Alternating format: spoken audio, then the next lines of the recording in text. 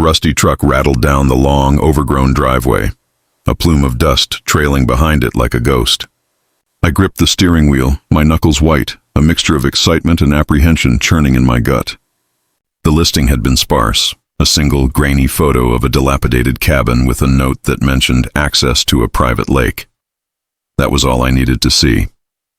The old cabin was a wreck, but the real prize, the one that had consumed my thoughts for weeks, was hidden behind the tangled mess of trees. I parked the truck and stepped out, the air thick with the smell of damp earth and decay. The cabin stood before me, its windows boarded up and its porch sagging. I walked past it, my boots crunching on fallen branches, my eyes scanning for any sign of water. I pushed through a thick curtain of wild rhododendrons, and then I saw it. It wasn't a lake. Not really. It was a swamp. The water was a sickly, murky green, choked with algae and water lilies. The banks were a mess of twisted roots and fallen logs. The entire area felt stagnant, forgotten. But beneath the muck, I saw the potential, the shape of a perfect small lake, a hidden gem waiting to be unearthed. My heart pounded a rhythm of possibility. This wasn't just a project. It was a calling. The first few weeks were all about clearing the land. I bought a second-hand chainsaw and spent every weekend felling dead trees, their brittle limbs crashing to the ground with a satisfying thud. I rented a small excavator and spent hours digging out the deepest parts of the lake, pulling out ancient logs and years of sediment. I learned to read the land, to understand the flow of water, to see the way the light hit the surface in the late afternoon. I was covered in dirt and mosquito bites, but I was happy. This was a different kind of work from my life in the city, a tangible, real kind of progress. One evening, after a particularly long day of clearing, I stood on the newly exposed bank, watching the sunset paint the water in shades of orange and pink. The surface, no longer a soupy mess, was beginning to reflect the sky. A small frog croaked from the reeds, the first sign of life I had heard since I started. It felt like a small victory, a handshake from nature. The following months were a blur of hard labor and small triumphs. I built a small dock from reclaimed wood I found on the property, its planks weathered but sturdy. I planted native grasses and wildflowers along the banks to prevent erosion and to attract pollinators. I spent hours reading books on lake ecology, learning about dissolved oxygen levels, nutrient cycling, and the importance of a balanced ecosystem. I was no longer just an amateur restorer. I was becoming a student of the land.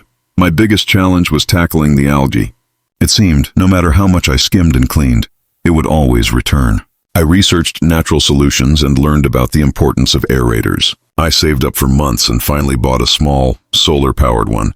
The day I installed it, the bubbling on the surface of the water felt like the lake itself was finally taking a deep, cleansing breath. The clarity of the water improved almost immediately. I started to see real signs of life. Dragonflies with iridescent wings hovered over the water. Small fish, minnows at first, darted in the newly clear shallows.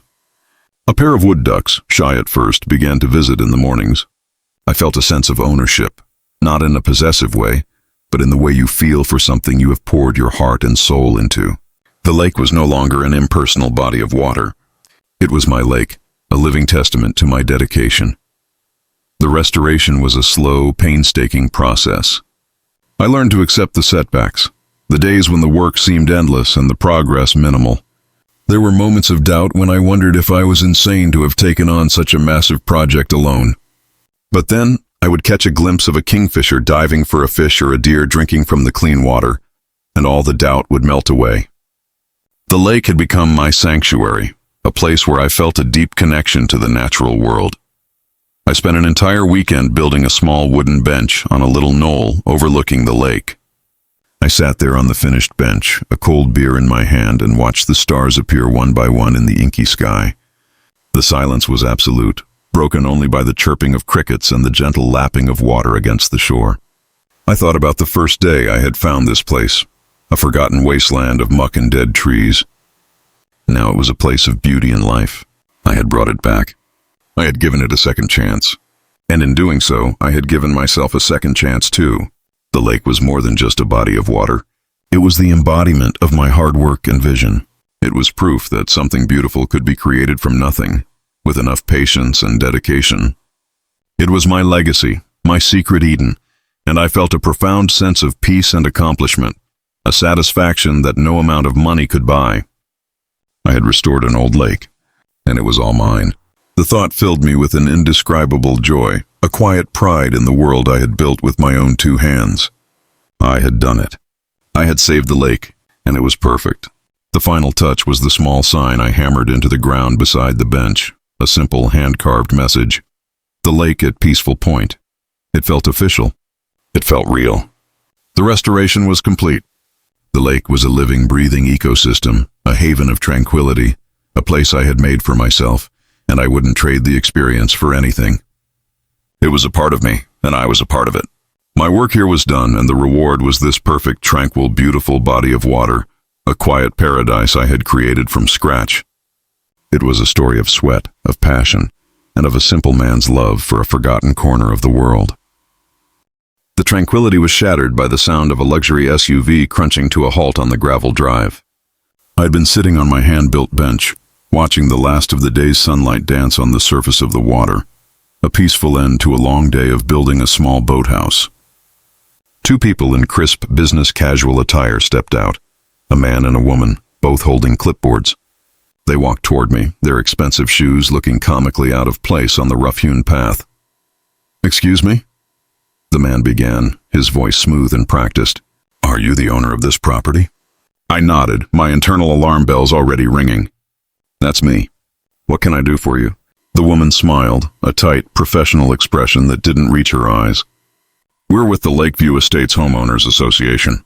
It has come to our attention that you've been making significant changes to the lake. We're here to conduct an inspection." My heart sank. The HOA. I had been so focused on the land itself that I hadn't even considered the existence of a governing body. The deed I had signed simply stated the property was adjacent to a private lake. I had no idea there was an association claiming ownership. "Changes?" I asked, my voice tight. "I've been restoring it. When I bought this place, it was a swamp. I've spent months cleaning it up, making it a usable body of water again." The man's smile didn't waver. "Restoration falls under the category of unauthorized modifications. The lake and the surrounding shoreline up to 3 feet inland are common property. The association is responsible for its maintenance and upkeep." I felt a surge of disbelief mixed with anger. "Maintenance? Upkeep? Where were you 2 years ago when this whole place was a garbage dump? I was the one pulling out old tires and rusted appliances, not the HOA." The woman stepped forward, her tone more condescending. "We have a long-term plan for the lake. Your unilateral actions have disrupted that plan. We also have concerns about your construction of a dock and now what appears to be a boathouse. Those are strictly prohibited without an approved permit." The absurdity of it all was overwhelming. I looked from their pristine, unscuffed shoes to my own dirt-stained boots, and then at the perfectly clear water behind me. "You want a permit for the work I already did? Do you have any idea how much work went into this? The hours, the money, the physical labor?" "That's not the point," the man interrupted. "The point is that this land and water belong to the association. You were trespassing on common property and making changes without permission. We're here to inform you that you must cease all work immediately.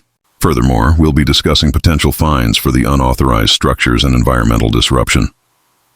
My hands clenched into fists.